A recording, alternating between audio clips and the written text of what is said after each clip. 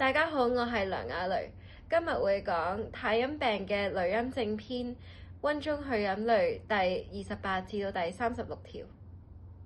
第28條係旋腹代謝湯，佢嘅方劑組成係旋腹花、人參、生薑、代謝石、炙甘草、半夏、大棗，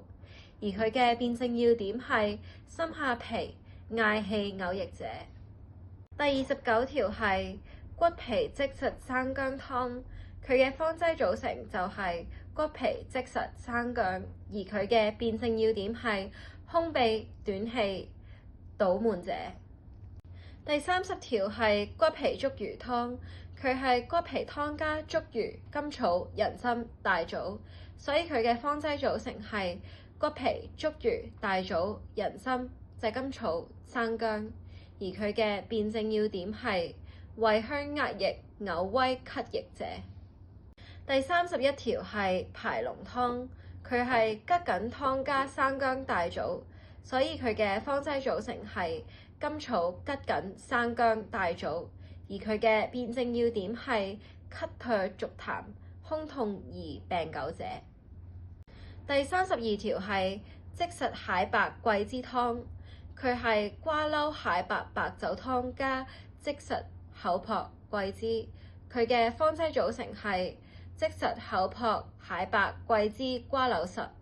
佢嘅辨證要點就係瓜溜蟹白白酒湯症胸腹溢滿明顯者。